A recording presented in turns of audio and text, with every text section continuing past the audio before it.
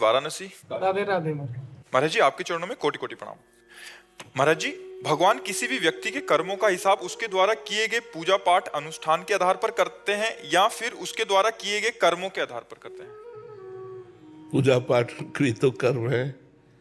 दो प्रकार के कर्म होते हैं, एक शुभ कर्म और एक अशुभ कर्म।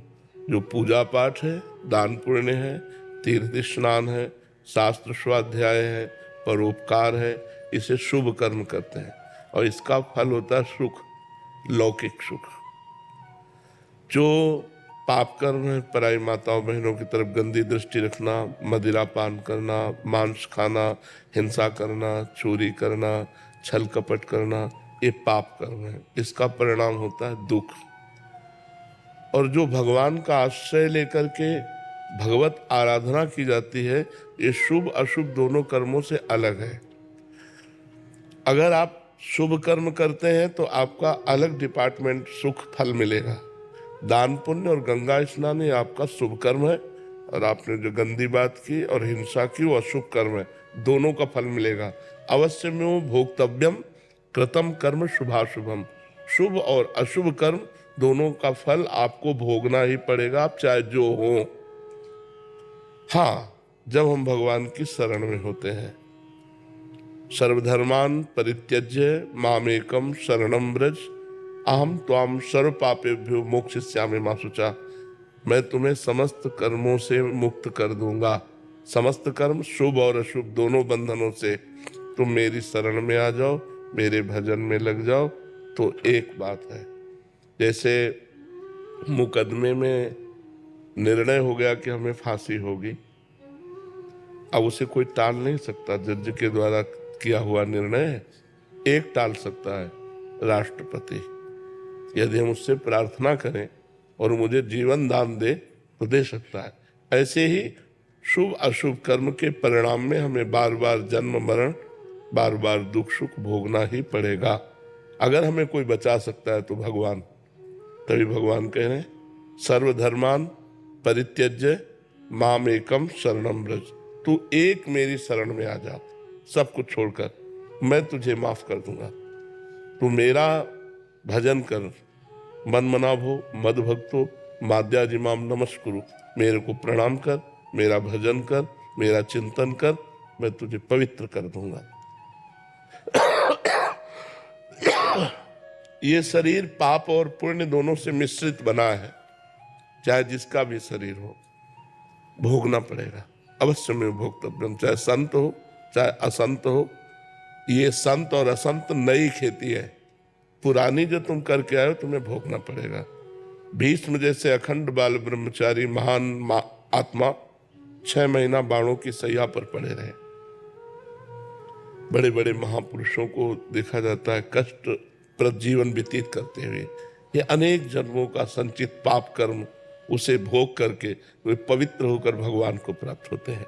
भोगना पड़ेगा, अवश्य भोगना पड़ेगा। अब कह दे कि अभी एक सिद्धांत बताया गया कि भगवान की शरण में आने से भगवान उसे माफ कर देते हैं। तो क्या माफ किया? ये एक जन्म के लिए निकाला हुआ प्रारब्ध है और अनेक जन्मों का संचित कर्म जमा है, उसे भगवान भस्म कर देते हैं। अभी जो हमसे गलती होगी उसे माफ कर देते हैं, लेकिन जिससे शरीर बना वो भोगना पड़ता है। वो शरीर प्रारब्ध भोग से युक्त है, इसलिए प्रारब्ध बड़े बड़े ब्रह्म ऋषियों को भी भोगना पड़ा, बड़े बड़े महात्माओं को भी भोगना पड़ा। आप समझ पा रहे? महाराज जी, एक सुजीत विश्वकर्मा जी हैं, इनका इसी संदर्भ में एक प्रश्न है। महाराज जी, ये तो आपने बताया जो शरण में हो जाएं और जो उस कोटि के महापुरुष हैं जो उनकी तो पूरा माफ हो जाए। ये कह रहे हैं कि पाप पूजा पाठ और धर्म, अच्छे धर्म कर्म से खत्म किया जा सकता? नहीं, वो अलग डिपार्टमेंट। अच्छा कर्म करोगे वो शुभ कर्म होगा, लेकिन उसको नष्ट नहीं किया जा सकता। जैसे ऊपर से हम घास काट लेते हैं तो क्या घास नष्ट हो जाती है? क्या उसकी जड़ नष्ट होनी चाहिए। तो पाप और पाप की प्रवृत्ति दोनों जब नष्ट हो तब माना जाएगा पाप नष्ट हो गया। मानो हमने कोई गंदा आचरण किया, फिर कोई पवित्र आचरण कर लिया, तो हमारे पास पवित्रता का संग्रह हुआ, लेकिन गंदा आचरण करने की प्रवृत्ति तो नष्ट नहीं हुई ना। और भगवान के भजन से वो प्रवृत्ति नष्ट होती। प्रवृत्ति नष्ट हुई तो मतलब संपूर्णतया नष्ट हो गया। अगर वो ऊपर से थोड़ा सा पाप हमारे दान पुण्य से मान लेते हैं कि थोड़ा कम होता है, तो नीचे बहुत खाद है और वो इतना उर्वरक भूमि है, कर्म भूमि, कि हम पाप करते ही रहते हैं। तो क्या फायदा हुआ? हमारे पुण्य का फायदा क्या हुआ?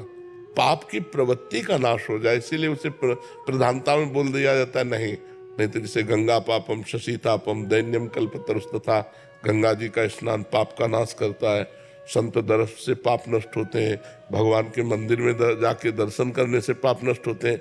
तो क्या हमारा मंगल हो गया? क्या मंदिर में दर्शन कराए, या आप संत दर्शन कर रहे हैं, या आप गंगा नहा लिए, तो क्या आपका चिंतन परिवर्तित हो गया? क्या कि आपसे अब आज के बाद पाप नहीं होगा? अगर पाप होगा तो हमें लाभ क्या मिला? नहा करके, स्नान करके फिर अपने को धूल धूसरित कर लेना, यह स्नान कहलाता है क्या? स्नान तो वो हुआ जिसके बाद फिर हम गंदगी को स्वीकार ना करें। वो होगा शास्त्र स्वाध्याय करते हुए ज्ञान से। जब तक आपके अंदर ज्ञान जागृत नहीं होगा तब तक गंदे आचरण बंद नहीं होंगे। तो फायदा क्या? फिर तो भोगना ही पड़ेगा, अवश्य में भोगना ही पड़ेगा। इसलिए देख रहे हो सब भोग रहे हैं। नहीं तो कोई ना कोई दान पुण्य तो बनता ही है, कोई ना कोई तीर्थ यातन होता ही है, फिर सबको दुख से रहित हो जाना चाहिए। अब जैसे हम लोग हैं, बचपन से किसी को कष्ट दिया ऐसा याद नहीं। 13 वर्ष से बाबा जी दोनों किडनी फेल है, लेकिन फिर भी आनंद है। हम बिल्कुल विचलित नहीं है, क्योंकि भगवान की शरण में है। ये है, हमारे पाप कर्म ने हमको गिरा दिया, लेकिन हमारे भजन ने, हमारे भगवत आश्रय ने इस गिरी हुई स्थिति में भी हमको आनंद प्रदान कर रहा है। लेकिन हमको कोई क्यों कष्ट नहीं? क्योंकि हमारा अगला रजिस्टर बिल्कुल साफ है और मैं शरीर छोड़कर भगवान के पास जाऊंगा, इसलिए प्रसन्नता है। अब मेरा कोई कर्म बंधन नहीं। अपने को पता होता है, जब पेट भर जाता है ना तो अपने को पता होता है, ऐसे अपने को पता होता है हमारी गति क्या होगी, जो पवित्र भजन करने वाले। इसलिए आनंद। इसलिए सबको चाहिए नाम जप करो, कोई पाप आचरण मत करो, क्योंकि हर पाप का दंड जब मिलेगा तो भुगतना बड़ा मुश्किल होता है। अब ये किसी एक पाप का फल है, हमारी दोनों किडनी फेल कर दी गई। तो गर्भ से ही एक रोग होता है, पॉलिसिस्टिक किडनी डिजीज, वो माता से वंशानुगत आता है। तो माता के गर्भ में माता को था, वही हमारे शरीर में आ गया। तो वो कर्म, ऐसी माता मिली, ऐसा रोग मिला, ऐसा भोग मिला। और एक महान कर्म कि ब्राह्मण के घर जन्म मिला, बचपन से तपस्या और भजन मार्ग मिला, अंतिम में भगवान के धाम नाम का चिंतन करते हुए शरीर भगवान के नाम में छूट जाएगा, बड़ा मंगल हो जाएगा। तो भोगना तो पड़ेगा भाई। इसीलिए कहा जाता है बहुत होश में कर्म करो, नहीं तो तुम्हें कर्म नहीं बख्शेगा। भगवान तो बख्श देंगे, लेकिन कर्म नहीं बख्शेगा, तुम्हें भोगना ही पड़ेगा।